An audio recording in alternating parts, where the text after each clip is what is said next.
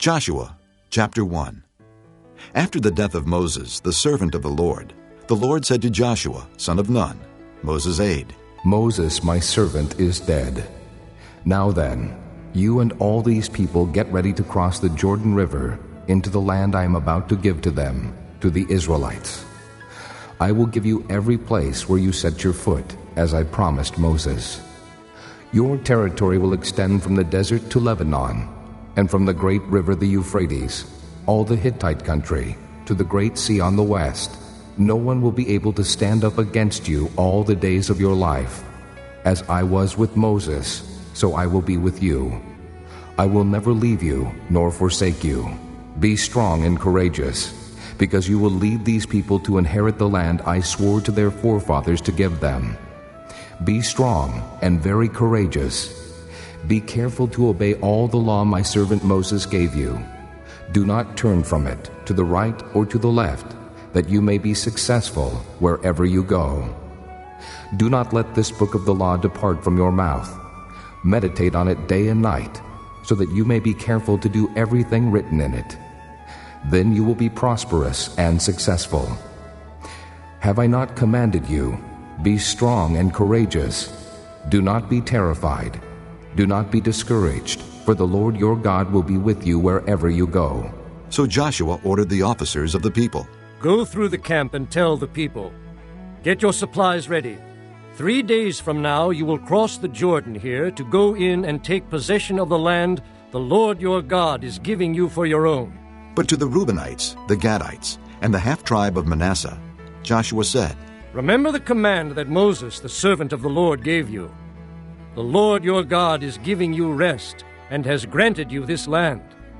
Your wives, your children, and your livestock may stay in the land that Moses gave you east of the Jordan. But all your fighting men, fully armed, must cross over ahead of your brothers. You are to help your brothers until the Lord gives them rest, as he has done for you, and until they too have taken possession of the land that the Lord your God is giving them. After that, you may go back and occupy your own land, which Moses, the servant of the Lord, gave you east of the Jordan toward the sunrise. Then they answered Joshua, Whatever you have commanded us, we will do, and wherever you send us, we will go. Just as we fully obeyed Moses, so we will obey you. Only may the Lord your God be with you as he was with Moses. Whoever rebels against your word and does not obey your words, whatever you may command them, will be put to death. Only be strong and courageous. Chapter 2. Then Joshua son of Nun secretly sent 2 spies from Shittim. Go, look over the land, He said.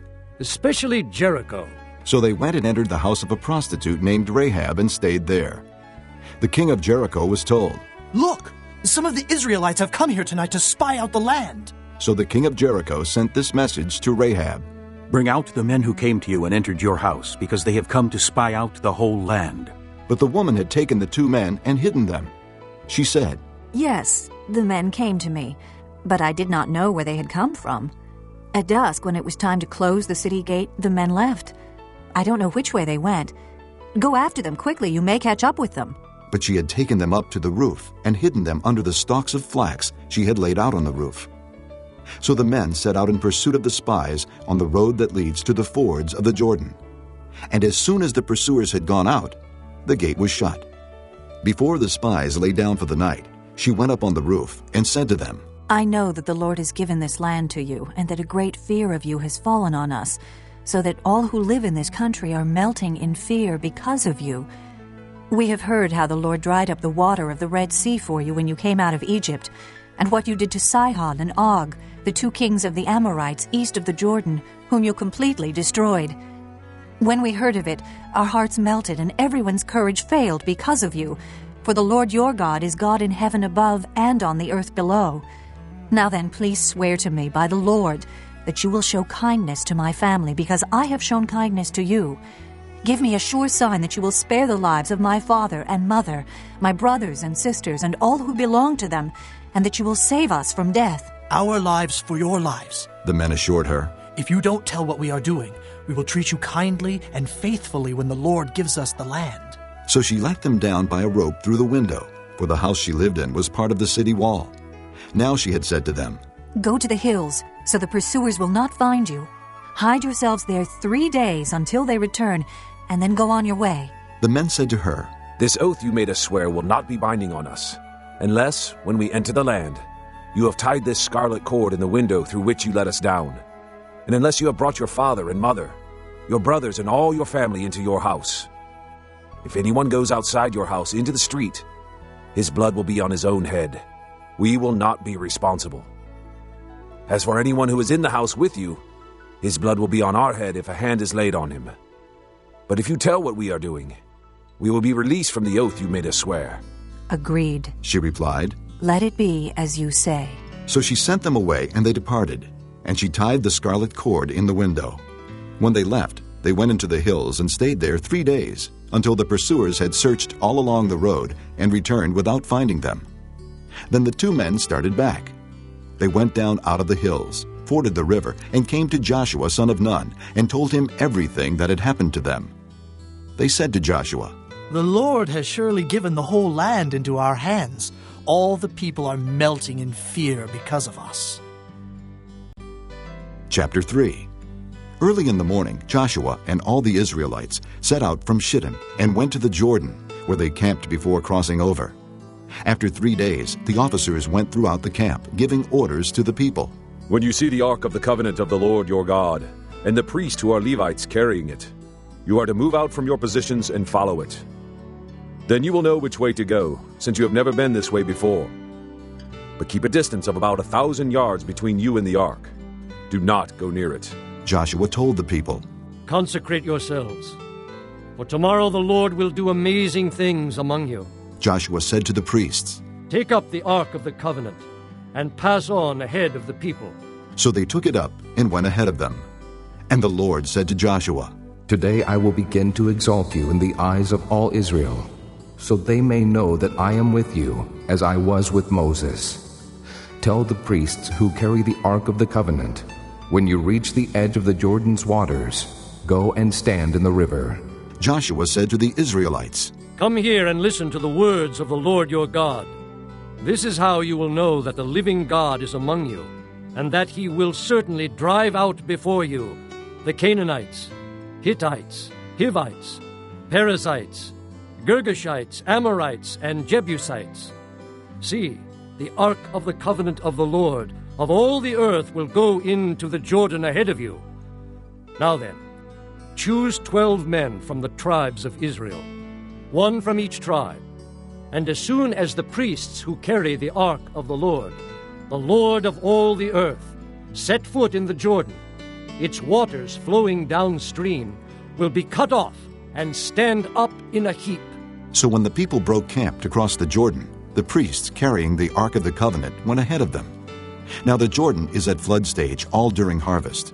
Yet as soon as the priests who carried the ark reached the Jordan and their feet touched the water's edge, the water from upstream stopped flowing.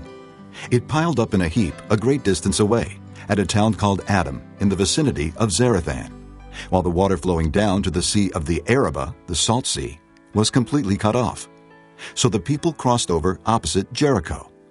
The priests who carried the Ark of the Covenant of the Lord stood firm on dry ground in the middle of the Jordan, while all Israel passed by until the whole nation had completed the crossing on dry ground. Chapter 4.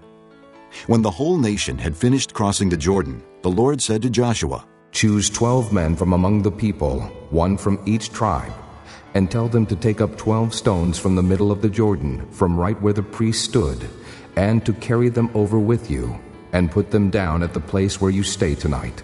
So Joshua called together the 12 men he had appointed from the Israelites, 1 from each tribe, and said to them, "Go over before the ark of the Lord your God into the middle of the Jordan. Each of you is to take up a stone on his shoulder, according to the number of the tribes of the Israelites, to serve as a sign among you. In the future, when your children ask you, 'What do these stones mean?' tell them that the flow of the Jordan was cut off before the ark of the covenant of the Lord. When it crossed the Jordan, the waters of the Jordan were cut off. These stones are to be a memorial to the people of Israel forever. So the Israelites did as Joshua commanded them. They took 12 stones from the middle of the Jordan, according to the number of the tribes of the Israelites, as the Lord had told Joshua. And they carried them over with them to their camp, where they put them down. Joshua set up the 12 stones that had been in the middle of the Jordan at the spot where the priests who carried the Ark of the Covenant had stood, and they are there to this day. Now the priests who carried the ark remained standing in the middle of the Jordan until everything the Lord had commanded Joshua was done by the people, just as Moses had directed Joshua. The people hurried over, and as soon as all of them had crossed, the ark of the Lord and the priests came to the other side while the people watched. The men of Reuben, Gad, and the half-tribe of Manasseh crossed over, armed, in front of the Israelites, as Moses had directed them. About 40,000 armed for battle crossed over before the Lord, to the plains of Jericho for war. That day the Lord exalted Joshua in the sight of all Israel, and they revered him all the days of his life, just as they had revered Moses. Then the Lord said to Joshua, Command the priests carrying the ark of the testimony to come up out of the Jordan. So Joshua commanded the priests, Come up out of the Jordan. And the priests came up out of the river carrying the ark of the covenant of the Lord.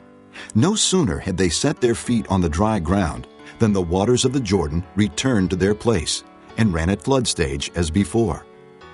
On the 10th day of the first month, the people went up from the Jordan and camped at Gilgal on the eastern border of Jericho.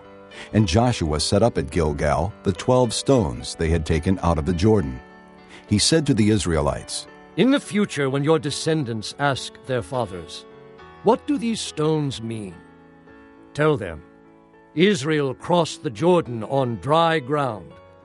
For the Lord your God dried up the Jordan before you until you had crossed over. The Lord your God did to the Jordan just what he had done to the Red Sea when he dried it up before us until we had crossed over. He did this so that all the peoples of the earth might know that the hand of the Lord is powerful, and so that you might always fear the Lord your God. Chapter 5.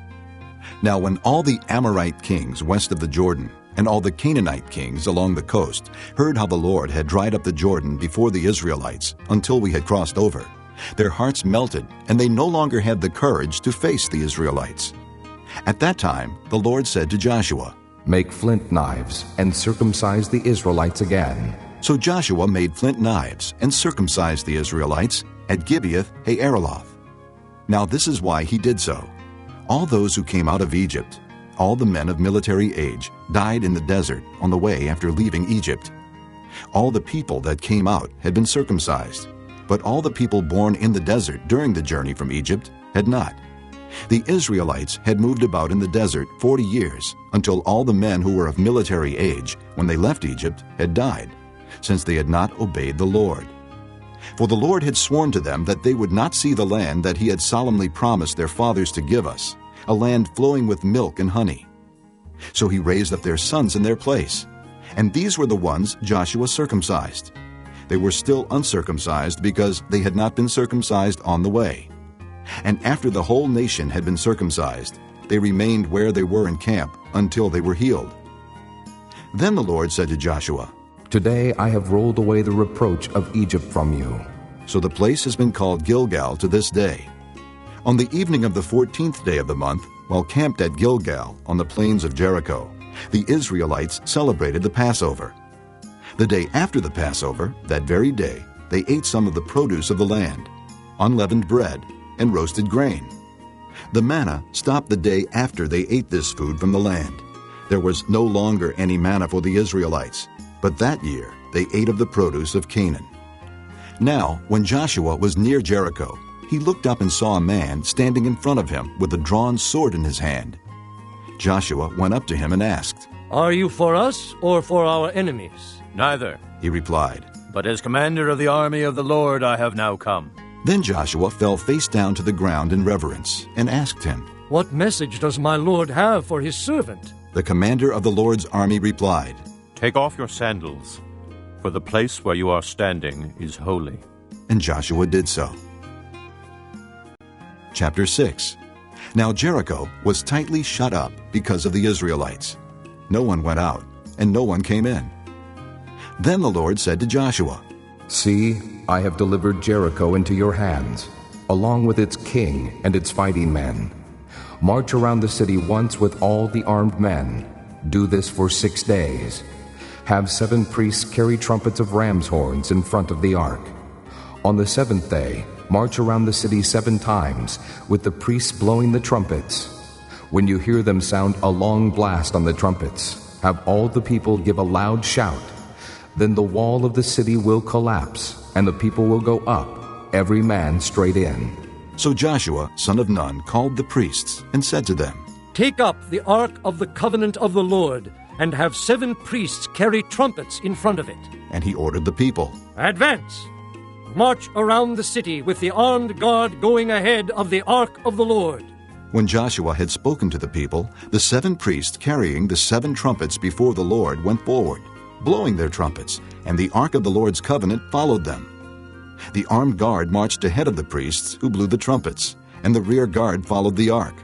All this time the trumpets were sounding, but Joshua had commanded the people, Do not give a war cry. Do not raise your voices. Do not say a word until the day I tell you to shout. Then shout. So he had the ark of the Lord carried around the city, circling it once. Then the people returned to camp and spent the night there. Joshua got up early the next morning, and the priests took up the ark of the Lord. The 7 priests, carrying the 7 trumpets, went forward, marching before the ark of the Lord and blowing the trumpets. The armed men went ahead of them, and the rear guard followed the ark of the Lord, while the trumpets kept sounding. So on the 2nd day, they marched around the city once and returned to the camp. They did this for 6 days. On the 7th day, they got up at daybreak and marched around the city 7 times in the same manner, except that on that day they circled the city 7 times. The 7th time around, when the priests sounded the trumpet blast, Joshua commanded the people, Shout, for the Lord has given you the city. The city and all that is in it are to be devoted to the Lord. Only Rahab the prostitute and all who are with her in her house shall be spared, because she hid the spies we sent. But keep away from the devoted things, so that you will not bring about your own destruction by taking any of them. Otherwise you will make the camp of Israel liable to destruction and bring trouble on it. All the silver and gold and the articles of bronze and iron are sacred to the Lord and must go into his treasury. When the trumpet sounded, the people shouted. And at the sound of the trumpet, when the people gave a loud shout, the wall collapsed. So every man charged straight in, and they took the city. They devoted the city to the Lord, and destroyed with the sword every living thing in it, men and women, young and old, cattle, sheep, and donkeys. Joshua said to the 2 men who had spied out the land, Go into the prostitute's house and bring her out, and all who belong to her, in accordance with your oath to her. So the young men who had done the spying went in and brought out Rahab, her father and mother and brothers, and all who belonged to her. They brought out her entire family, and put them in a place outside the camp of Israel. Then they burned the whole city and everything in it, but they put the silver and gold and the articles of bronze and iron into the treasury of the Lord's house. But Joshua spared Rahab the prostitute with her family and all who belonged to her, because she hid the men Joshua had sent as spies to Jericho, and she lives among the Israelites to this day. At that time, Joshua pronounced this solemn oath, Cursed before the Lord is the man who undertakes to rebuild this city Jericho. At the cost of his firstborn son will he lay its foundations. At the cost of his youngest will he set up its gates. So the Lord was with Joshua, and his fame spread throughout the land. Chapter 7. But the Israelites acted unfaithfully in regard to the devoted things. Achan, son of Carmi, the son of Zimri, the son of Zerah, of the tribe of Judah, took some of them. So the Lord's anger burned against Israel. Now Joshua sent men from Jericho to Ai, which is near Beth-aven, to the east of Bethel, and told them, Go up and spy out the region. So the men went up and spied out Ai. When they returned to Joshua, they said, Not all the people will have to go up against Ai. Send 2,000 or 3,000 men to take it, and do not weary all the people, for only a few men are there." So about 3,000 men went up, but they were routed by the men of Ai, who killed about 36 of them. They chased the Israelites from the city gate as far as the stone quarries, and struck them down on the slopes. At this the hearts of the people melted and became like water. Then Joshua tore his clothes and fell face down to the ground before the ark of the Lord, remaining there till evening. The elders of Israel did the same, and sprinkled dust on their heads. And Joshua said, "Ah, sovereign Lord, why did you ever bring this people across the Jordan to deliver us into the hands of the Amorites to destroy us? If only we had been content to stay on the other side of the Jordan. Oh Lord, what can I say, now that Israel has been routed by its enemies? The Canaanites and the other people of the country will hear about this, and they will surround us and wipe out our name from the earth. What then will you do for your own great name?" The Lord said to Joshua, "Stand up. What are you doing down on your face? Israel has sinned. They have violated my covenant, which I commanded them to keep. They have taken some of the devoted things. They have stolen. They have lied. They have put them with their own possessions. That is why the Israelites cannot stand against their enemies. They turned their backs and run, because they have been made liable to destruction. I will not be with you any more, unless you destroy whatever among you is devoted to destruction.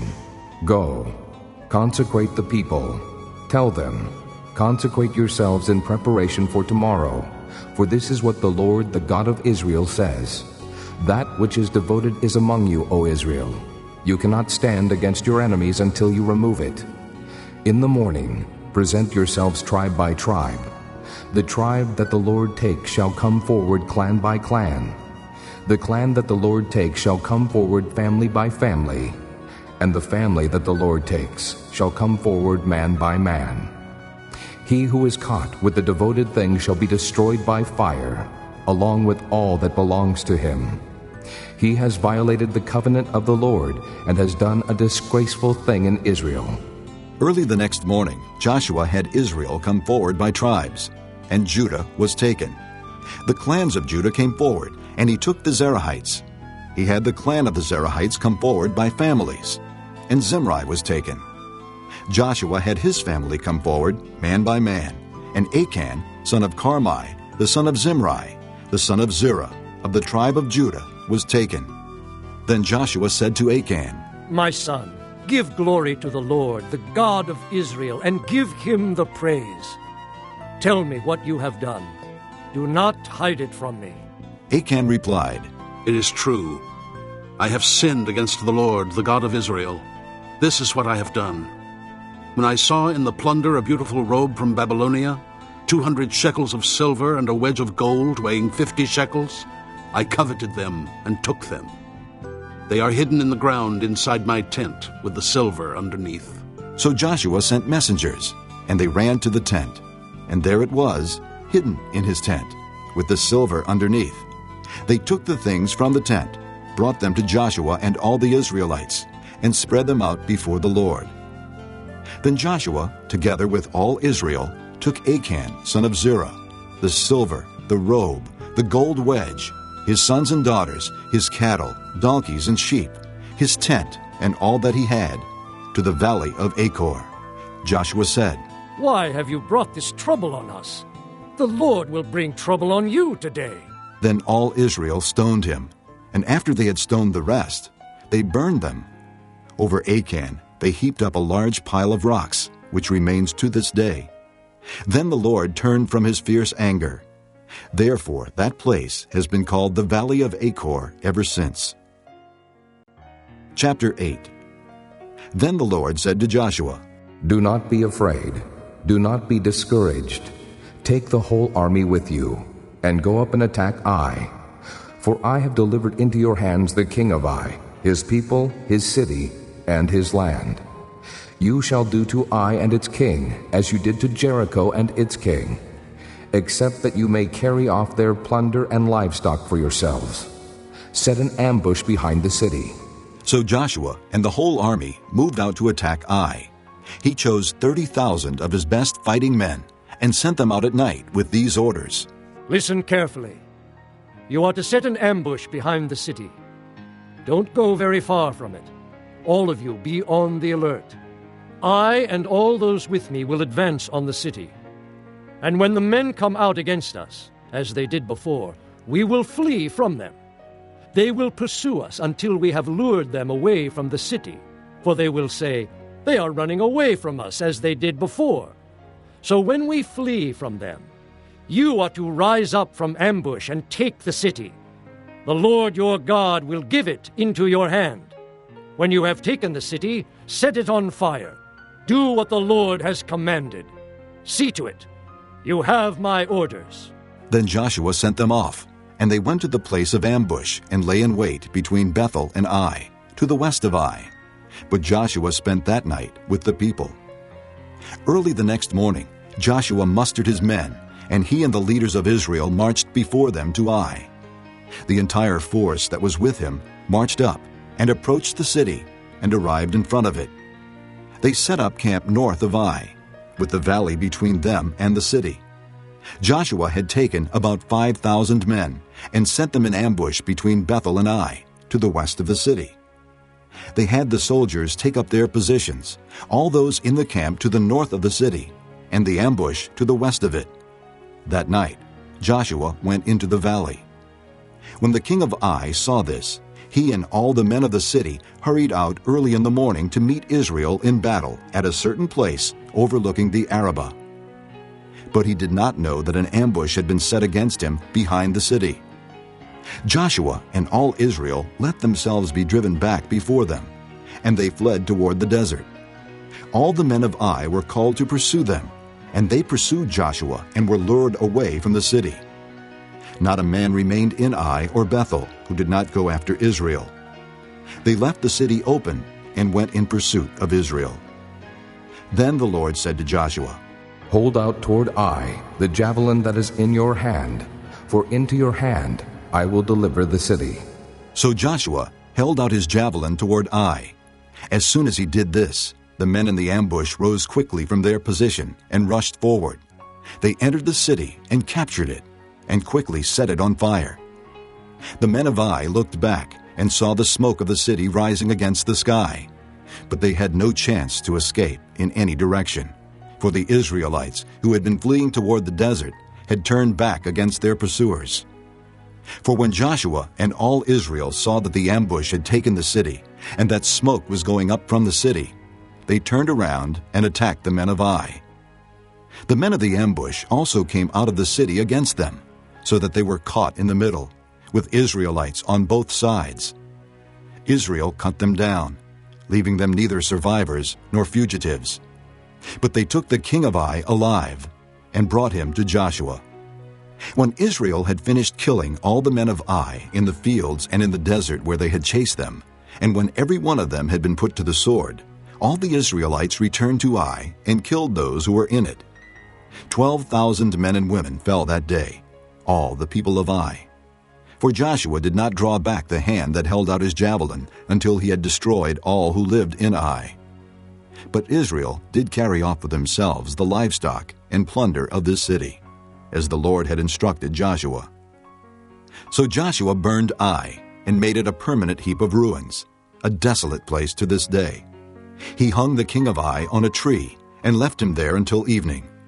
At sunset, Joshua ordered them to take his body from the tree and throw it down at the entrance of the city gate. And they raised a large pile of rocks over it, which remains to this day.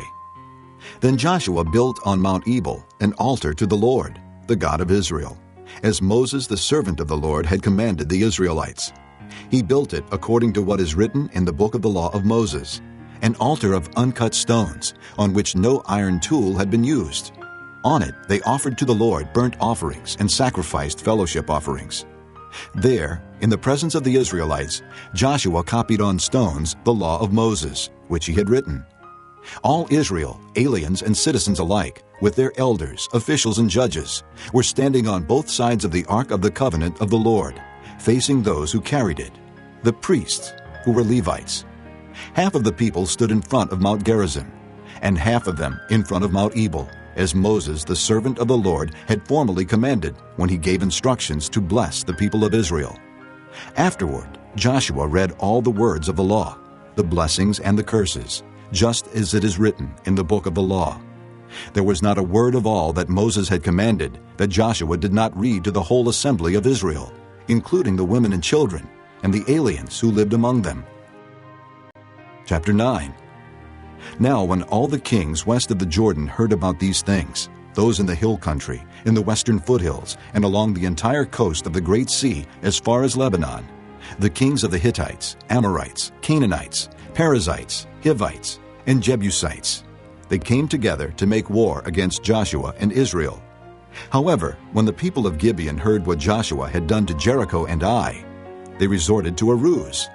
They went as a delegation whose donkeys were loaded with worn-out sacks and old wineskins, cracked and mended. The men put worn and patched sandals on their feet and wore old clothes. All the bread of their food supply was dry and moldy. Then they went to Joshua in the camp at Gilgal and said to him and the men of Israel, "We have come from a distant country. Make a treaty with us." The men of Israel said to the Hivites, "But perhaps you live near us. How then can we make a treaty with you?" "We are your servants," they said to Joshua. But Joshua asked, "Who are you and where do you come from?" They answered, "Your servants have come from a very distant country because of the fame of the Lord your God.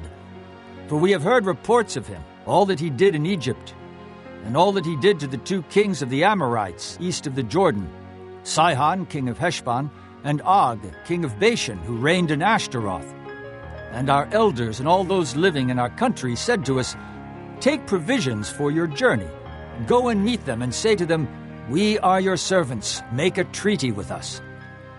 This bread of ours was warm when we packed it at home on the day we left to come to you. But now see how dry and moldy it is. And these wineskins that we filled were new, but see how cracked they are. And our clothes and sandals are worn out by the very long journey.'" The men of Israel sampled their provisions, but did not inquire of the Lord.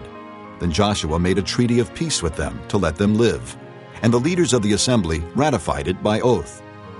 3 days after they made the treaty with the Gibeonites, the Israelites heard that they were neighbors living near them.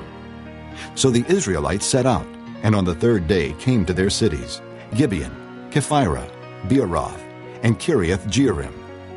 But the Israelites did not attack them, because the leaders of the assembly had sworn an oath to them by the Lord, the God of Israel. The whole assembly grumbled against the leaders, but all the leaders answered, "We have given them our oath by the Lord, the God of Israel, and we cannot touch them now. This is what we will do to them. We will let them live, so that wrath will not fall on us for breaking the oath we swore to them." They continued, "Let them live, but let them be woodcutters and water carriers for the entire community." So the leader's promise to them was kept. Then Joshua summoned the Gibeonites and said, "Why did you deceive us by saying, 'We live a long way from you,' while actually you live near us? You are now under a curse. You will never cease to serve as woodcutters and water carriers for the house of my God." They answered Joshua, "Your servants were clearly told how the Lord your God had commanded his servant Moses to give you the whole land and to wipe out all its inhabitants from before you. So we fear for our lives because of you, and that is why we did this. We are now in your hands. Do to us whatever seems good and right to you." So Joshua saved them from the Israelites, and they did not kill them. That day he made the Gibeonites woodcutters and water carriers for the community, and for the altar of the Lord at the place the Lord would choose. And that is what they are to this day. Chapter 10. Now Adoni-Zedek, king of Jerusalem, heard that Joshua had taken Ai and totally destroyed it, doing to Ai and its king as he had done to Jericho and its king, and that the people of Gibeon had made a treaty of peace with Israel and were living near them. He and his people were very much alarmed at this, because Gibeon was an important city, like one of the royal cities. It was larger than Ai, and all its men were good fighters.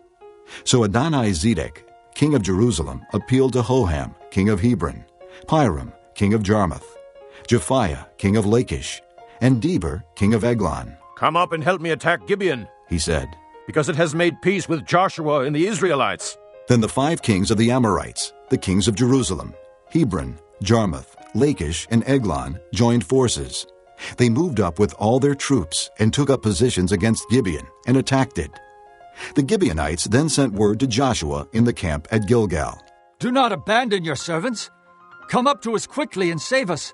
Help us, because all the Amorite kings from the hill country have joined forces against us. So Joshua marched up from Gilgal with his entire army, including all the best fighting men. The Lord said to Joshua, Do not be afraid of them. I have given them into your hand. Not one of them will be able to withstand you. After an all-night march from Gilgal, Joshua took them by surprise. The Lord threw them into confusion before Israel, who defeated them in a great victory at Gibeon. Israel pursued them along the road going up to Beth-horon, and cut them down all the way to Azekah and Makkedah. As they fled before Israel on the road down from Beth-horon to Azekah, the Lord hurled large hailstones down on them from the sky, and more of them died from the hailstones than were killed by the swords of the Israelites. On the day the Lord gave the Amorites over to Israel, Joshua said to the Lord in the presence of Israel, O sun, stand still over Gibeon. O moon, over the valley of Ajalon. So the sun stood still, and the moon stopped, till the nation avenged itself on its enemies, as it is written in the book of Jasher. The sun stopped in the middle of the sky and delayed going down about a full day. There has never been a day like it before or since, a day when the Lord listened to a man. Surely the Lord was fighting for Israel.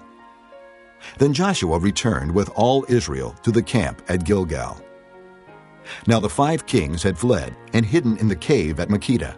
When Joshua was told that the 5 kings had been found hiding in the cave at Makkedah, he said, Roll large rocks up to the mouth of the cave, and post some men there to guard it. But don't stop. Pursue your enemies. Attack them from the rear, and don't let them reach their cities. For the Lord your God has given them into your hand. So Joshua and the Israelites destroyed them completely, almost to a man. But the few who were left reached their fortified cities. The whole army then returned safely to Joshua in the camp at Makkedah, and no one uttered a word against the Israelites. Joshua said, Open the mouth of the cave and bring those 5 kings out to me. So they brought the 5 kings out of the cave, the kings of Jerusalem, Hebron, Jarmuth, Lachish, and Eglon. When they had brought these kings to Joshua, he summoned all the men of Israel and said to the army commanders who had come with him, Come here, and put your feet on the necks of these kings. So they came forward and placed their feet on their necks.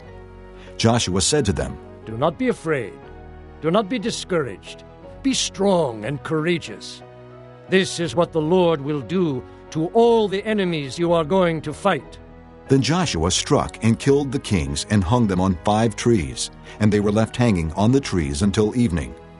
At sunset, Joshua gave the order, and they took them down from the trees and threw them into the cave where they had been hiding. At the mouth of the cave, they placed large rocks, which are there to this day. That day, Joshua took Makkedah. He put the city and its king to the sword and totally destroyed everyone in it. He left no survivors, and he did to the king of Makkedah as he had done to the king of Jericho. Then Joshua and all Israel with him moved on from Makkedah to Libnah and attacked it. The Lord also gave that city and its king into Israel's hand. The city and everyone in it Joshua put to the sword.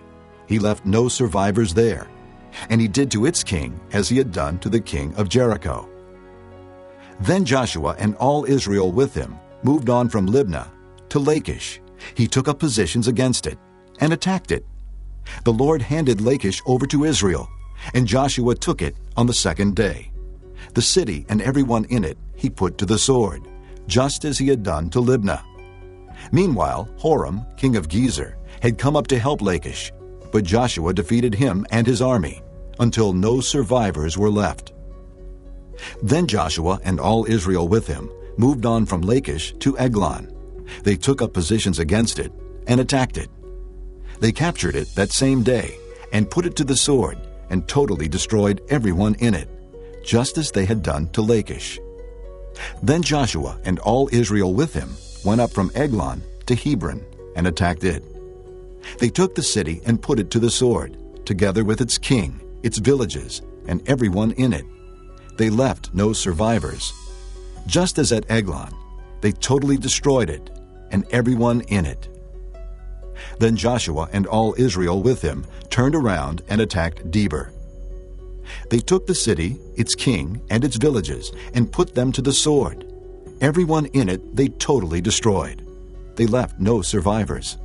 They did to Debir and its king as they had done to Libnah and its king, and to Hebron. So Joshua subdued the whole region, including the hill country, the Negev, the western foothills, and the mountain slopes, together with all their kings. He left no survivors. He totally destroyed all who breathed, just as the Lord, the God of Israel, had commanded. Joshua subdued them from Kadesh Barnea to Gaza, and from the whole region of Goshen to Gibeon. All these kings and their lands Joshua conquered in one campaign, because the Lord, the God of Israel, fought for Israel.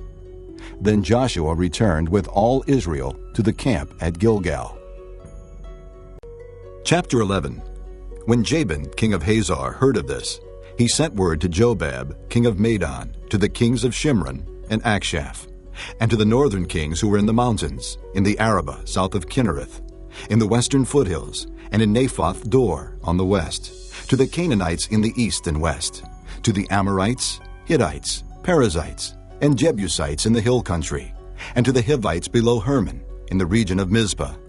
They came out with all their troops and a large number of horses and chariots, a huge army, as numerous as the sand on the seashore. All these kings joined forces and made camp together at the waters of Merom to fight against Israel. The Lord said to Joshua, "Do not be afraid of them, because by this time tomorrow I will hand all of them over to Israel, slain. You are to hamstring their horses and burn their chariots."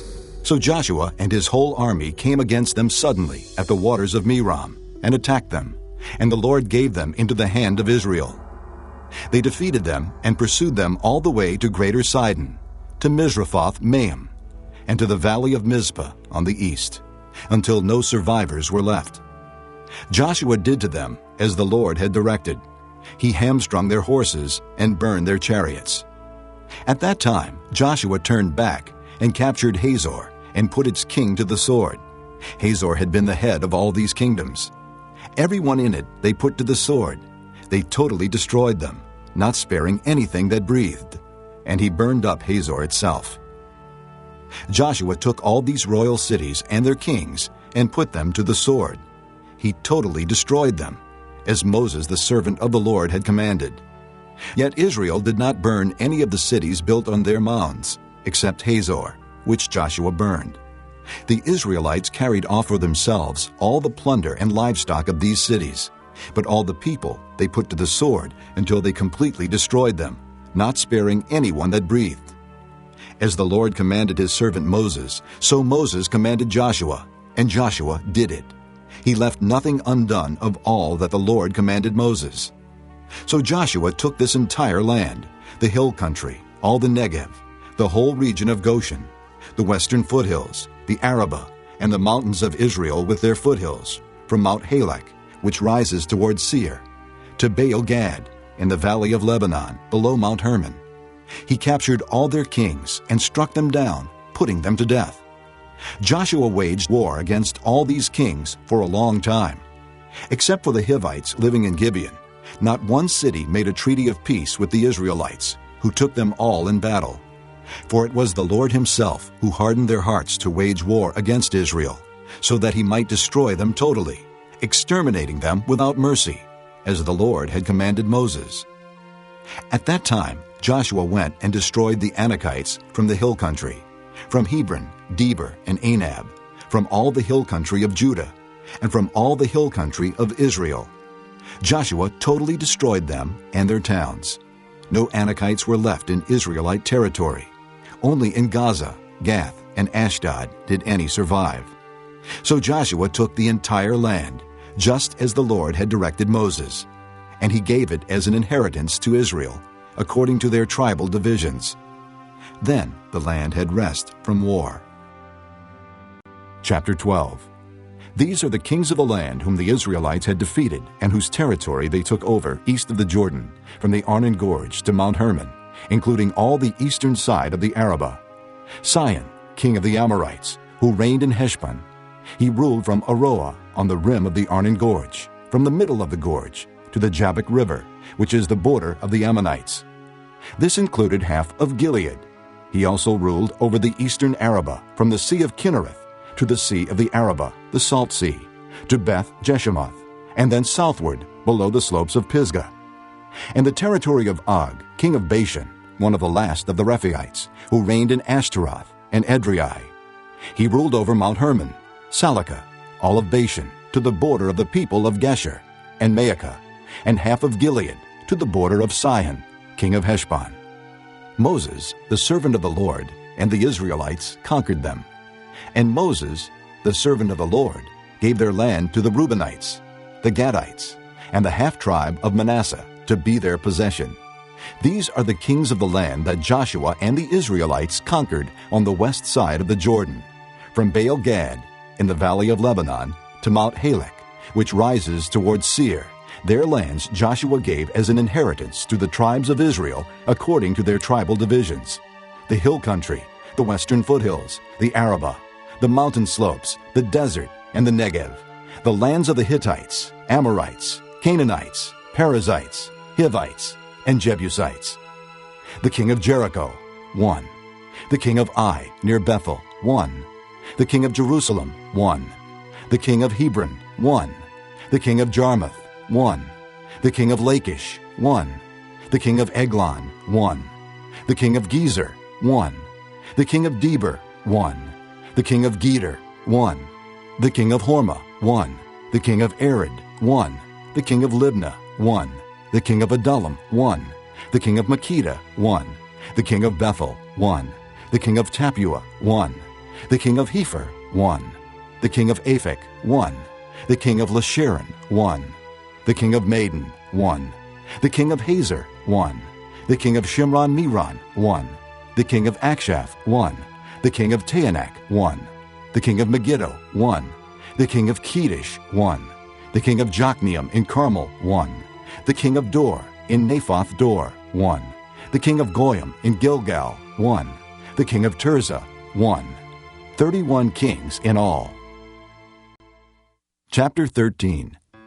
When Joshua was old and well advanced in years, the Lord said to him, "You are very old, and there are still very large areas of land to be taken over.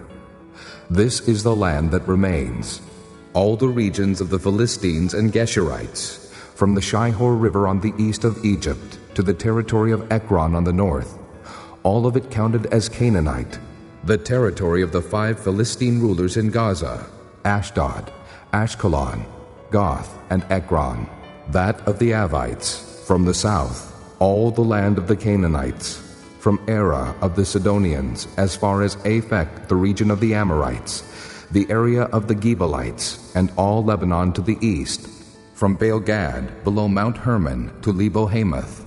As for all the inhabitants of the mountain regions from Lebanon to Misrephoth-Maim, that is, all the Sidonians, I myself will drive them out before the Israelites. Be sure to allocate this land to Israel for an inheritance, as I have instructed you, and divide it as an inheritance among the 9 tribes and half of the tribe of Manasseh."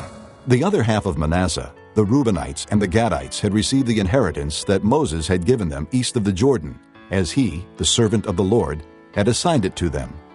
It extended from Aroah on the rim of the Arnon Gorge, and from the town in the middle of the gorge, and included the whole plateau of Medeba, as far as Dibon, and all the towns of Sihon, king of the Amorites, who ruled in Heshbon, out to the border of the Ammonites. It also included Gilead, the territory of the people of Geshur, and Maacah, all of Mount Hermon, and all Bashan as far as Salakah, that is, the whole kingdom of Og in Bashan, who had reigned in Ashtaroth and Edrei, and had survived as one of the last of the Rephaites. Moses had defeated them and taken over their land, but the Israelites did not drive out the people of Geshur and Maacah, so they continue to live among the Israelites to this day. But to the tribe of Levi he gave no inheritance, since the offerings made by fire to the Lord, the God of Israel, are their inheritance, as he promised them. This is what Moses had given to the tribe of Reuben, clan by clan. The territory from Aroah on the rim of the Arnon Gorge, and from the town in the middle of the gorge, and the whole plateau past Medeba to Heshbon, and all its towns on the plateau, including Dibon, Bamoth Baal, Beth Baal Meon, Jaaz, Kedemoth, Mephaath, Kiriathaim, Sibmah, Zereth Shahar on the hill in the valley, Beth Peor, the slopes of Pisgah, and Beth Jeshimoth, all the towns on the plateau, and the entire realm of Sihon, king of the Amorites, who ruled at Heshbon. Moses had defeated him and the Midianite chiefs, Evi, Rechem, Zur, Hur, and Reba, princes allied with Sihon, who lived in that country. In addition to those slain in battle, the Israelites had put to the sword Balaam, son of Beor, who practiced divination. The boundary of the Reubenites was the bank of the Jordan. These towns and their villages were the inheritance of the Reubenites, clan by clan. This is what Moses had given to the tribe of Gad, clan by clan.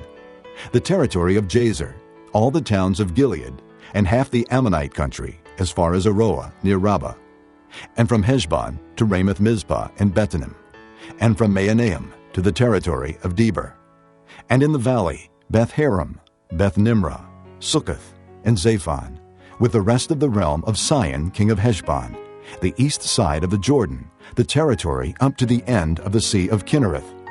These towns and their villages were the inheritance of the Gadites, clan by clan. This is what Moses had given to the half-tribe of Manasseh, that is, to half the family of the descendants of Manasseh, clan by clan. The territory extending from Mahanaim and including all of Bashan, the entire realm of Og, king of Bashan, all the settlements of Jair in Bashan, 60 towns, half of Gilead, and Asheroth, and Edrei, the royal cities of Og in Bashan. This was for the descendants of Machir, son of Manasseh, for half of the sons of Machir, clan by clan. This is the inheritance Moses had given when he was in the plains of Moab, across the Jordan east of Jericho. But to the tribe of Levi, Moses had given no inheritance. The Lord, the God of Israel, is their inheritance, as he promised them. Chapter 14. Now these are the areas the Israelites received as an inheritance in the land of Canaan, which Eleazar the priest, Joshua son of Nun, and the heads of the tribal clans of Israel allotted to them. Their inheritances were assigned by lot to the 9.5 tribes, as the Lord had commanded through Moses. Moses had granted the 2.5 tribes their inheritance east of the Jordan, but had not granted the Levites an inheritance among the rest. For the sons of Joseph had become 2 tribes, Manasseh and Ephraim. The Levites received no share of the land, but only towns to live in, with pasture lands for their flocks and herds. So the Israelites divided the land, just as the Lord had commanded Moses.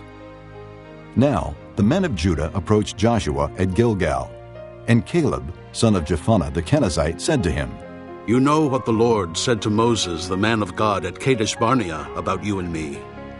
I was 40 years old when Moses, the servant of the Lord, sent me from Kadesh Barnea to explore the land. And I brought him back a report according to my convictions.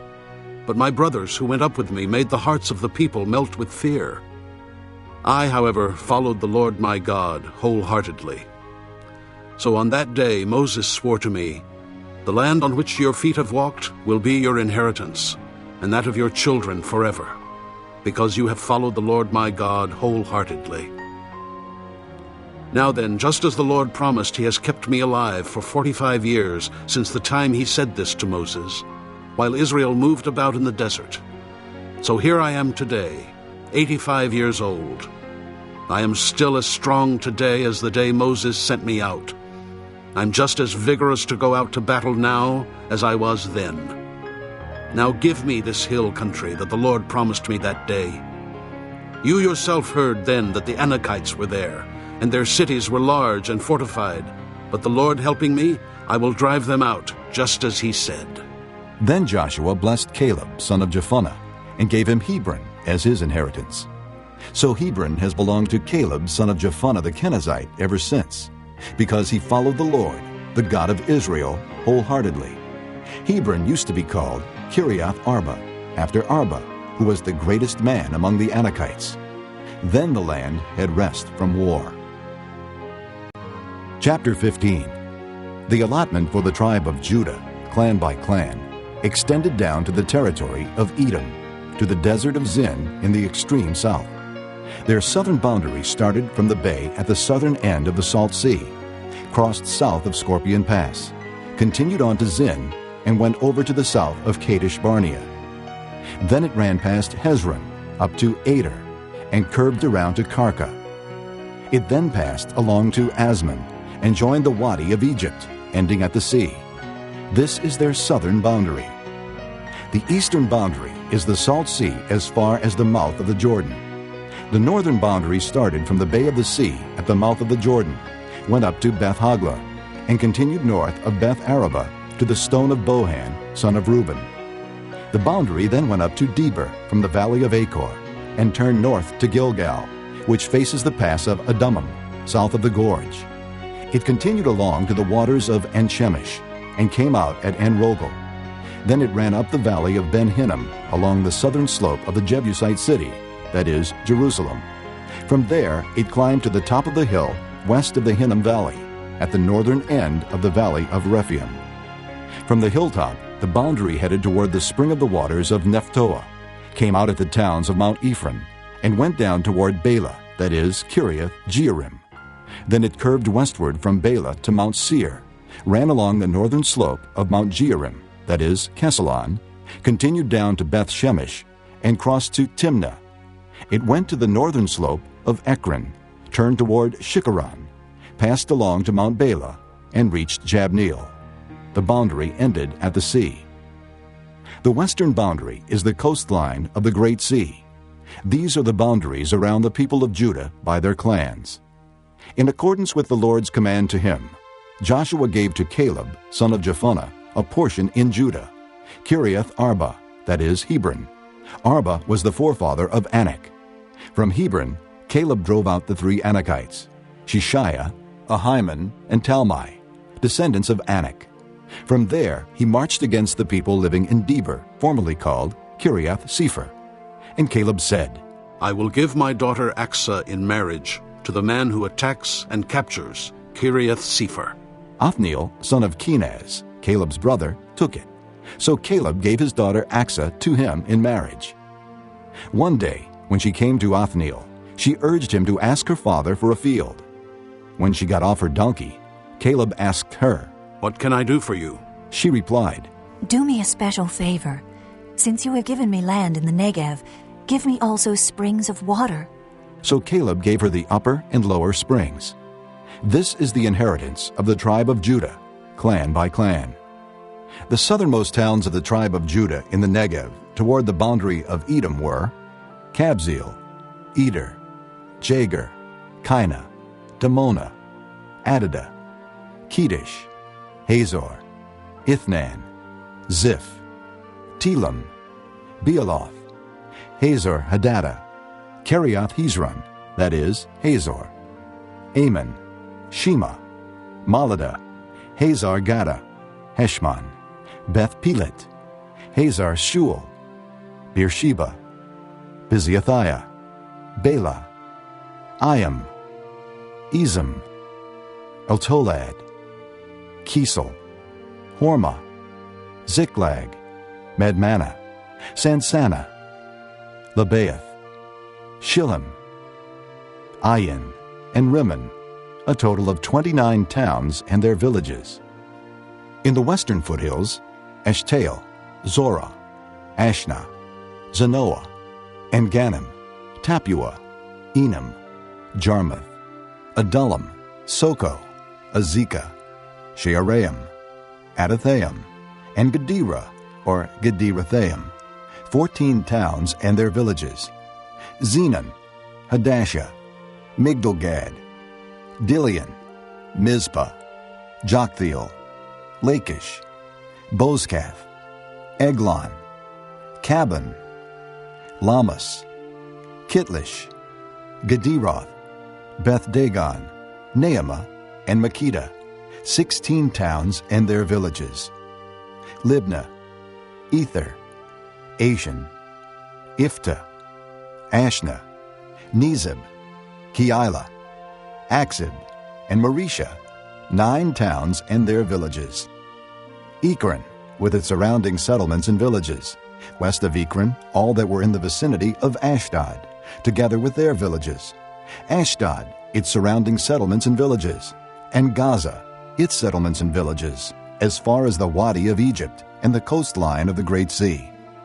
In the hill country, Shamer, Jadder, Soko, Dana, Kiriath-Sana, that is, Deber, Anab, Eshtemoa, Anim, Goshen, Holon, and Gilo, 11 towns and their villages.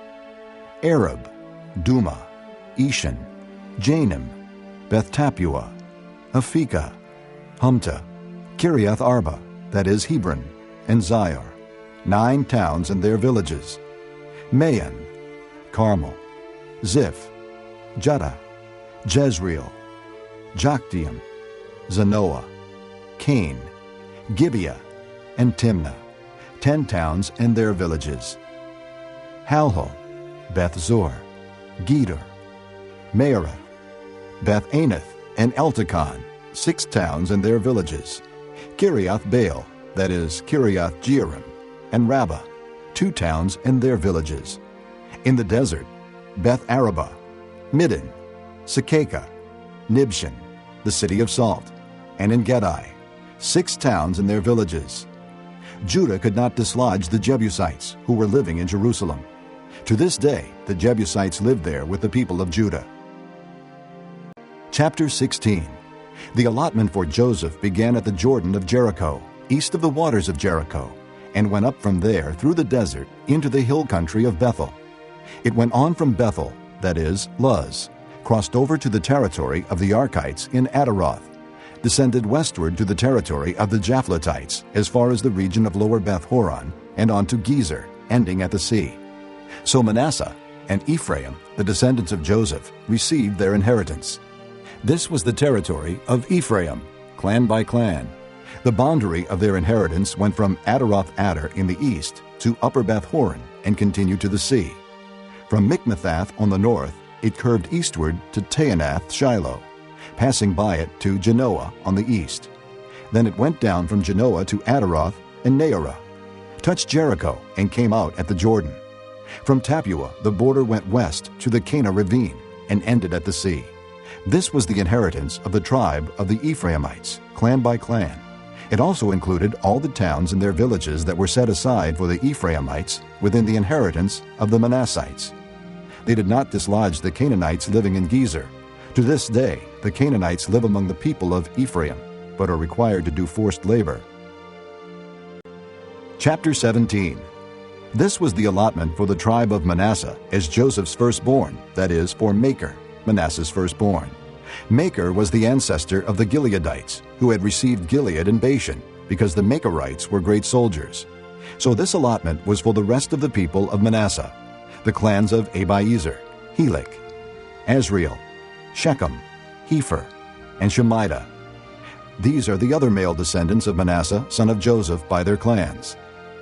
Now Zelophehad, son of Hepher, the son of Gilead, the son of Machir, the son of Manasseh, had no sons but only daughters, whose names were Mela, Noah, Hoglah, Milcah, and Tirzah. They went to Eleazar the priest, Joshua son of Nun, and the leaders, and said, "The Lord commanded Moses to give us an inheritance among our brothers." So Joshua gave them an inheritance along with the brothers of their father, according to the Lord's command. Manasseh's share consisted of 10 tracts of land besides Gilead and Bashan east of the Jordan, because the daughters of the tribe of Manasseh received an inheritance among the sons.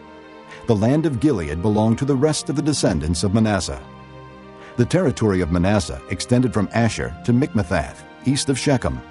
The boundary ran southward from there to include the people living at En-Tappuah. Manasseh had the land of Tappuah, but Tappuah itself, on the boundary of Manasseh, belonged to the Ephraimites. Then the boundary continued south to the Cana ravine.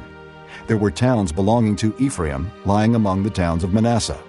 But the boundary of Manasseh was the northern side of the ravine and ended at the sea. On the south, the land belonged to Ephraim, on the north to Manasseh.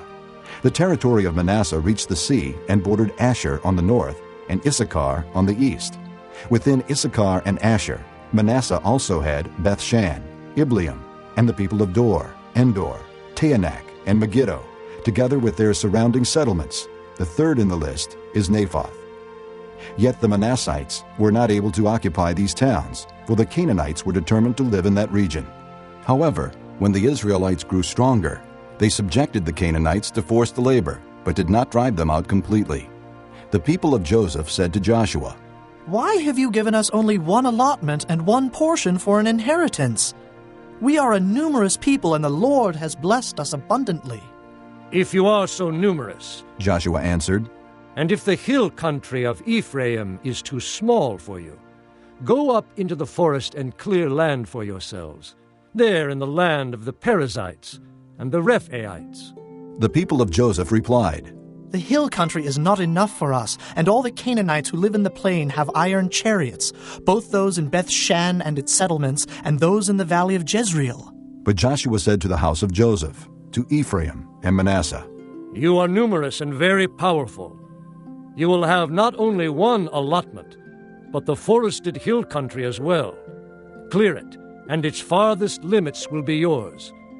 Though the Canaanites have iron chariots, and though they are strong, you can drive them out." Chapter 18. The whole assembly of the Israelites gathered at Shiloh and set up the tent of meeting there.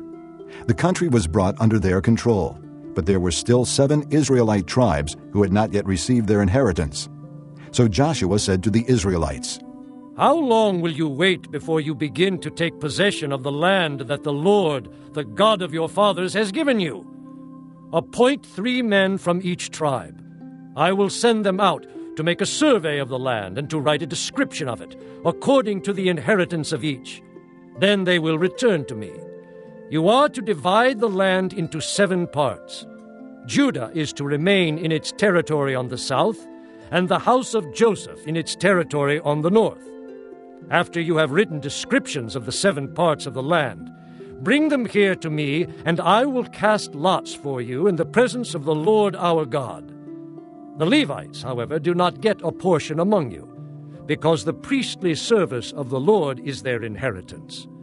And Gad, Reuben, and the half-tribe of Manasseh have already received their inheritance on the east side of the Jordan. Moses, the servant of the Lord, gave it to them." As the men started on their way to map out the land, Joshua instructed them, "Go and make a survey of the land and write a description of it. Then return to me, and I will cast lots for you here at Shiloh in the presence of the Lord." So the men left and went through the land. They wrote its description on a scroll, town by town, in 7 parts, and returned to Joshua in the camp at Shiloh. Joshua then cast lots for them in Shiloh in the presence of the Lord, and there he distributed the land to the Israelites according to their tribal divisions. The lot came up for the tribe of Benjamin, clan by clan. Their allotted territory lay between the tribes of Judah and Joseph. On the north side, their boundary began at the Jordan, past the northern slope of Jericho, and headed west into the hill country, coming out at the desert of Beth-aven. From there it crossed to the south slope of Luz, that is Bethel, and went down to Adaroth-Adar, on the hill south of Lower Beth-horon. From the hill facing Beth-horon on the south, the boundary turned south along the western side and came out at Kiriath-Baal, that is Kiriath-Jearim, a town of the people of Judah. This was the western side. The southern side began at the outskirts of Kiriath-Jearim on the west, and the boundary came out at the spring of the waters of Nephtoah. The boundary went down to the foot of the hill facing the valley of Ben-Hinnom, north of the valley of Rephaim. It continued down the Hinnom Valley along the southern slope of the Jebusite city, and so to En-Rogel. It then curved north, went to En-Shemesh, continued to Galiloth, which faces the pass of Edomim, and ran down to the stone of Bohan, son of Reuben. It continued to the northern slope of Beth-Araba, and on down into the Arabah.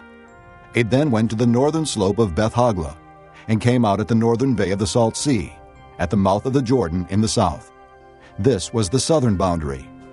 The Jordan formed the boundary on the eastern side.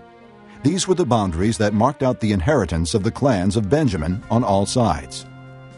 The tribe of Benjamin, clan by clan, had the following cities: Jericho, Beth Hogla, Emek Keziz, Beth Araba, Zamaraim, Bethel, Avim, Perah, Ophrah, Kepher Ammoni, Ophni, and Geba, 12 towns and their villages; Gibeon, Ramah, Beeroth, Mizpah, Kephirah, Moza, Rechem, Erpeel, Terlah, Zelah, Haeleph, the Jebusite city, that is Jerusalem, Gibeah, and Kiriath, 14 towns and their villages. This was the inheritance of Benjamin for its clans. Chapter 19. The second lot came out for the tribe of Simeon, clan by clan. Their inheritance lay within the territory of Judah.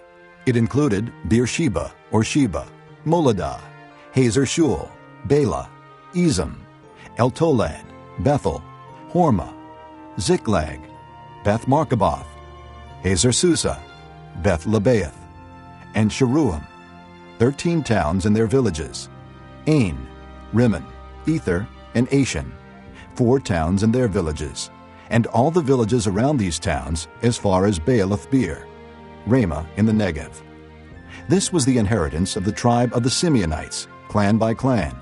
The inheritance of the Simeonites was taken from the share of Judah, because Judah's portion was more than they needed. So the Simeonites received their inheritance within the territory of Judah. The third lot came up for Zebulun, clan by clan. The boundary of their inheritance went as far as Sarid. Going west, it ran to Maralah, touched Dabbesheth, and extended to the ravine near Jokneam. It turned east from Sarid toward the sunrise to the territory of Kisloth-Tabor, and went on to Daberoth, and up to Japhiah. Then it continued eastward to Gath-Hepher and Eth-Kazin. It came out at Rimmon and turned toward Neah. There the boundary went around on the north to Hanathon, and ended at the valley of Ifta-El.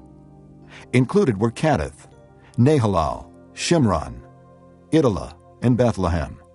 There were 12 towns and their villages. These towns and their villages were the inheritance of Zebulun, clan by clan. The fourth lot came out for Issachar, clan by clan. Their territory included Jezreel, Kesuloth, Shunem, Hapharaim, Shion, Anaharath, Rabbath, Kishion, Ebez, Remoth, and Ganim, Enhada, and Beth-Pazez. The boundary touched Tabor, Shehazumah, and Beth-Shemesh, and ended at the Jordan. There were 16 towns and their villages. These towns and their villages were the inheritance of the tribe of Issachar, clan by clan. The fifth lot came out for the tribe of Asher, clan by clan. Their territory included Helkath, Halai, Beaton, Akshaph, Elimelech, Amad, and Mishal. On the west, the boundary touched Carmel and Shihor-Libnath. It then turned east toward Beth-Dagon, touched Zebulun and the valley of Ifta-El, and went north to Beth-Emek and Ne'iel, passing Cable on the left. It went to Abdon, Rehob, Hammon, and Cana, as far as Greater Sidon. The boundary then turned back toward Ramah, and went to the fortified city of Tyre, turned toward Hosa, and came out at the sea in the region of Aksib, Alma, Aphek, and Rehob. There were 22 towns and their villages. These towns and their villages were the inheritance of the tribe of Asher, clan by clan. The sixth lot came out for Naphtali, clan by clan. Their boundary went from Heleph and the large tree in Zaanannim, passing Adami-Nekeb and Jabneel to Lacham, and ending at the Jordan. The boundary ran west through Aznoth-Tabor, and came out at Hukkok. It touched Zebulun on the south, Asher on the west, and the Jordan on the east. The fortified cities were Ziddim, Zur, Hamath, Rakkath, Kinnereth, Adamah, Ramah, Hazer, Kedesh, Edrei, and Hazer, Iron, Migdal-El, Horam, Beth-Anath, and Beth-Shemesh. There were 19 towns and their villages. These towns and their villages were the inheritance of the tribe of Naphtali, clan by clan. The seventh lot came out for the tribe of Dan, clan by clan. The territory of their inheritance included Zorah, Eshtaol, Shemesh, Shealaban, Ajalon, Ithla, Elon, Timnah, Ekron, Eltekah, Gibbethon, Baalath, Jehud, Beni-Berak, Gath-Rimmon, Mejarkon, and Rakkon, with the area facing Joppa. But the Danites had difficulty taking possession of their territory, so they went up and attacked Leshem, took it, put it to the sword, and occupied it. They settled in Leshem and named it Dan after their forefather. These towns and their villages were the inheritance of the tribe of Dan, clan by clan. When they had finished dividing the land into its allotted portions, the Israelites gave Joshua, son of Nun, an inheritance among them, as the Lord had commanded. They gave him the town he asked for, Timnath-Serah, in the hill country of Ephraim. And he built up the town and settled there. These are the territories that Eleazar the priest, Joshua son of Nun, and the heads of the tribal clans of Israel assigned by lot at Shiloh in the presence of the Lord at the entrance to the tent of meeting. And so they finished dividing the land. Chapter 20. Then the Lord said to Joshua, Tell the Israelites to designate the cities of refuge, as I instructed you through Moses, so that anyone who kills a person accidentally and unintentionally may flee there and find protection from the avenger of blood. When he flees to one of these cities, he is to stand in the entrance of the city gate and state his case before the elders of that city. Then they are to admit him into their city and give him a place to live with them. If the avenger of blood pursues him, they must not surrender the one accused, because he killed his neighbor unintentionally and without malice aforethought. He is to stay in that city until he has stood trial before the assembly, and until the death of the high priest who is serving at that time.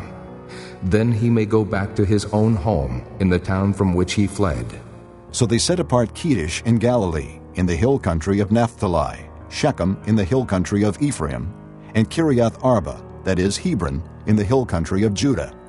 On the east side of the Jordan of Jericho, they designated Bezer in the desert on the plateau in the tribe of Reuben, Ramoth and Gilead in the tribe of Gad, and Golan and Bashan in the tribe of Manasseh.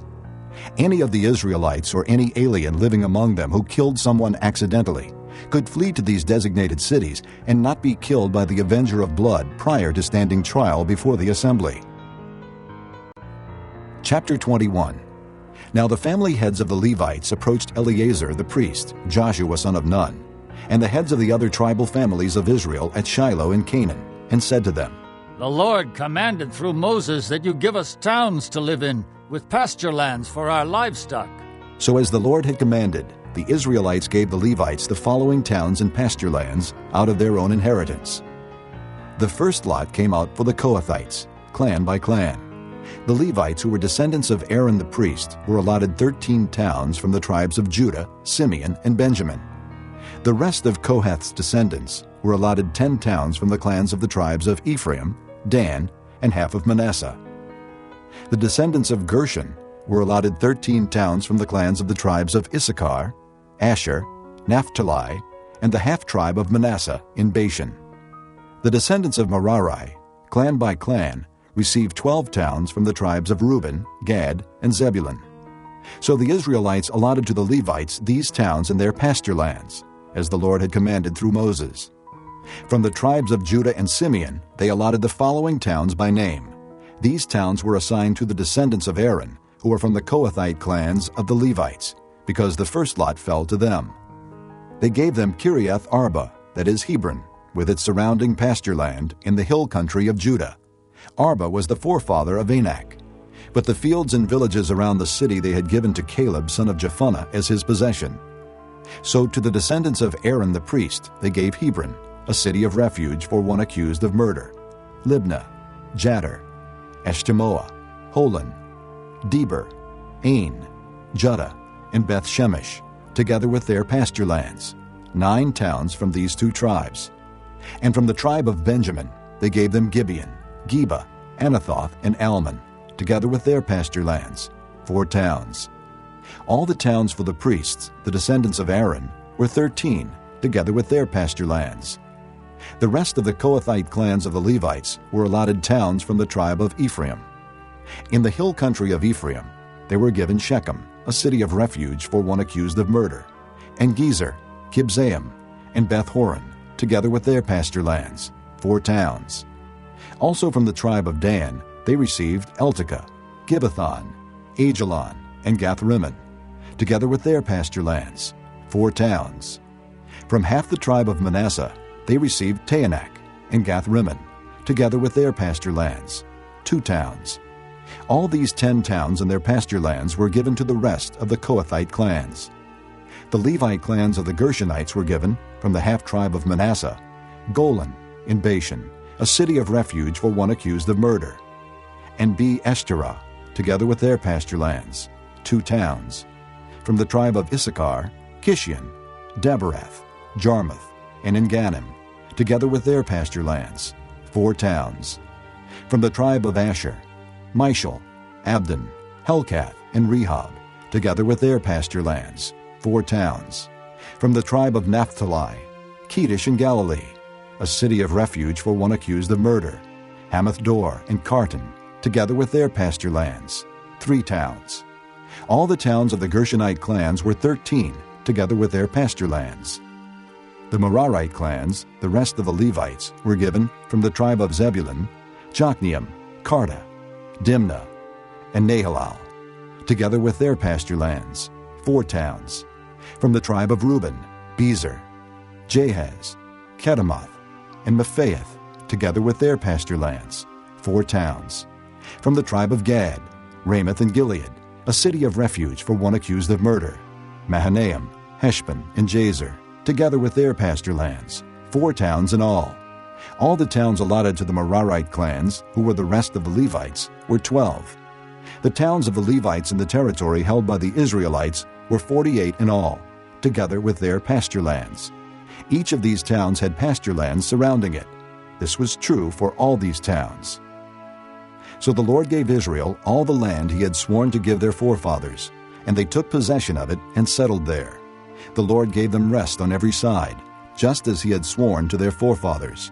Not one of their enemies withstood them. The Lord handed all their enemies over to them. Not one of all the Lord's good promises to the house of Israel failed. Every one was fulfilled. Chapter 22. Then Joshua summoned the Reubenites, the Gadites, and the half-tribe of Manasseh, and said to them, You have done all that Moses, the servant of the Lord, commanded, and you have obeyed me in everything I commanded. For a long time now, to this very day, you have not deserted your brothers, but have carried out the mission the Lord your God gave you. Now that the Lord your God has given your brothers rest, as he promised, return to your homes in the land that Moses, the servant of the Lord, gave you on the other side of the Jordan. But be very careful to keep the commandment and the law that Moses, the servant of the Lord, gave you, to love the Lord your God, to walk in all his ways, to obey his commands, to hold fast to him, and to serve him with all your heart and all your soul. Then Joshua blessed them and sent them away, and they went to their homes. To the half-tribe of Manasseh Moses had given land in Bashan, and to the other half of the tribe Joshua gave land on the west side of the Jordan with their brothers. When Joshua sent them home, he blessed them, saying, Return to your homes with your great wealth, with large herds of livestock, with silver, gold, bronze, and iron, and a great quantity of clothing, and divide with your brothers the plunder from your enemies. So the Reubenites, the Gadites, and the half-tribe of Manasseh left the Israelites at Shiloh in Canaan to return to Gilead, their own land, which they had acquired in accordance with the command of the Lord through Moses. When they came to Geliloth, near the Jordan in the land of Canaan, the Reubenites, the Gadites, and the half-tribe of Manasseh built an imposing altar there by the Jordan. And when the Israelites heard that they had built the altar on the border of Canaan at Geliloth, near the Jordan on the Israelite side, the whole assembly of Israel gathered at Shiloh to go to war against them. So the Israelites sent Phinehas, son of Eleazar the priest, to the land of Gilead, to Reuben, Gad, and the half-tribe of Manasseh, With him they sent 10 of the chief men, one for each of the tribes of Israel, each the head of a family division among the Israelite clans. When they went to Gilead, to Reuben, Gad, and the half-tribe of Manasseh, they said to them, "The whole assembly of the Lord says, how could you break faith with the God of Israel like this? How could you turn away from the Lord and build yourselves an altar in rebellion against him now? Was not the sin of Peor enough for us? Up to this very day we have not cleansed ourselves from that sin, even though a plague fell on the community of the Lord. And are you now turning away from the Lord? If you rebel against the Lord today, tomorrow he will be angry with the whole community of Israel. If the land you possess is defiled, come over to the Lord's land where the Lord's tabernacle stands, and share the land with us. But do not rebel against the Lord or against us by building an altar for yourselves, other than the altar of the Lord our God." When Achan, son of Zerah, acted unfaithfully regarding the devoted things, did not wrath come upon the whole community of Israel? He was not the only one who died for his sin.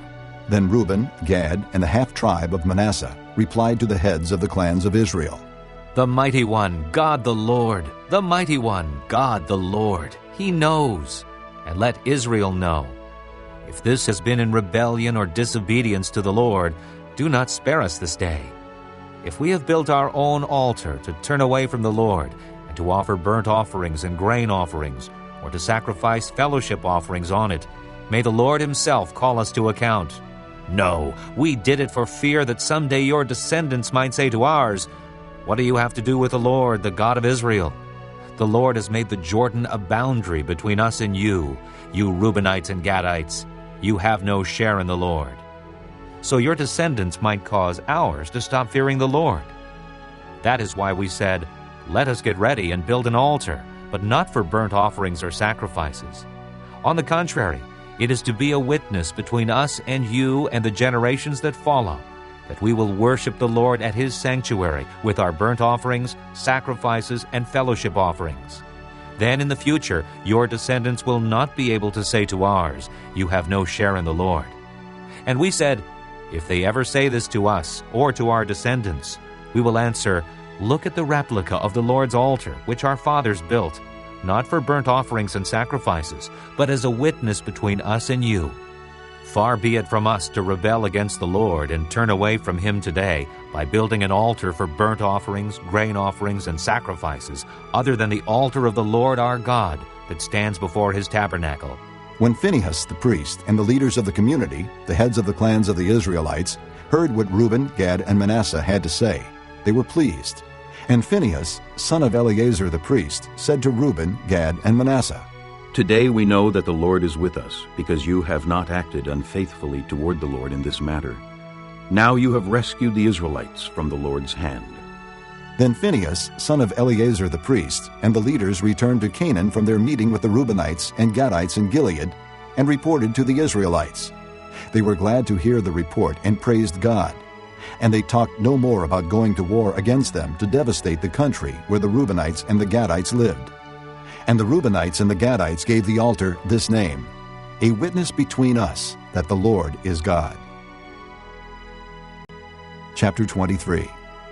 After a long time had passed, and the Lord had given Israel rest from all their enemies around them, Joshua, by then old and well advanced in years, summoned all Israel, their elders, leaders, judges, and officials, and said to them, "I am old and well advanced in years. You yourselves have seen everything the Lord your God has done to all these nations for your sake. It was the Lord your God who fought for you.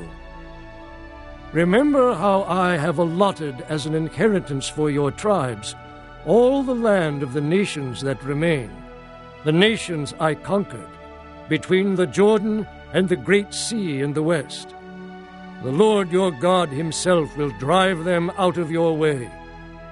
He will push them out before you, and you will take possession of their land, as the Lord your God promised you. Be very strong. Be careful to obey all that is written in the book of the law of Moses, without turning aside to the right or to the left. Do not associate with these nations that remain among you. Do not invoke the names of their gods or swear by them. You must not serve them or bow down to them. But you are to hold fast to the Lord your God, as you have until now. The Lord has driven out before you great and powerful nations. To this day no one has been able to withstand you. One of you routs 1,000, because the Lord your God fights for you, just as he promised. So be very careful to love the Lord your God. But if you turn away and ally yourselves with the survivors of these nations that remain among you, and if you intermarry with them and associate with them, then you may be sure that the Lord your God will no longer drive out these nations before you. Instead, they will become snares and traps for you, whips on your backs and thorns in your eyes, until you perish from this good land, which the Lord your God has given you. Now I am about to go the way of all the earth. You know with all your heart and soul that not one of all the good promises the Lord your God gave you has failed. Every promise has been fulfilled, not one has failed. But just as every good promise of the Lord your God has come true, so the Lord will bring on you all the evil he has threatened, until he has destroyed you from this good land he has given you. If you violate the covenant of the Lord your God, which he commanded you, and go and serve other gods and bow down to them, the Lord's anger will burn against you, and you will quickly perish from the good land he has given you. Chapter 24. Then Joshua assembled all the tribes of Israel at Shechem. He summoned the elders, leaders, judges, and officials of Israel, and they presented themselves before God. Joshua said to all the people, This is what the Lord, the God of Israel, says. Long ago your forefathers, including Terah, the father of Abraham and Nahor, lived beyond the river and worshipped other gods. But I took your father Abraham from the land beyond the river and led him throughout Canaan and gave him many descendants. I gave him Isaac, and to Isaac I gave Jacob and Esau. I assigned the hill country of Seir to Esau, but Jacob and his sons went down to Egypt. Then I sent Moses and Aaron, and I afflicted the Egyptians by what I did there, and I brought you out. When I brought your fathers out of Egypt, you came to the sea, and the Egyptians pursued them with chariots and horsemen as far as the Red Sea. But they cried to the Lord for help, and he put darkness between you and the Egyptians. He brought the sea over them and covered them. You saw with your own eyes what I did to the Egyptians. Then you lived in the desert for a long time. I brought you to the land of the Amorites who lived east of the Jordan. They fought against you, but I gave them into your hands. I destroyed them from before you, and you took possession of their land.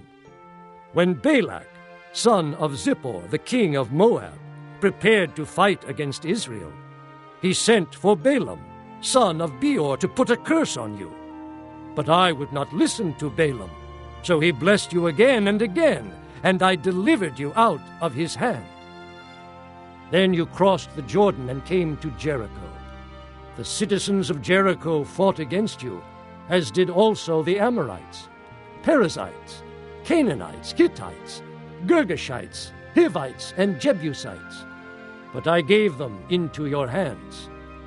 I sent the hornet ahead of you, which drove them out before you. Also the 2 Amorite kings. You did not do it with your own sword and bow.